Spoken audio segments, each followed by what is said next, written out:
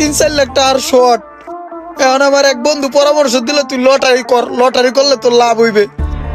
এখন ভাই লটারি তো করলাম, এখন তো ভাই আমি 1 ঘন্টায় ধরা খাই গেছি গা, গাড়টি গোল হয়ে গেছে গা। বাইকটা আসলো এটা তো ভাই আপনি পাই গেলেন, এখন কি আমি ছোট ভাইটারে রাখতে পারবো?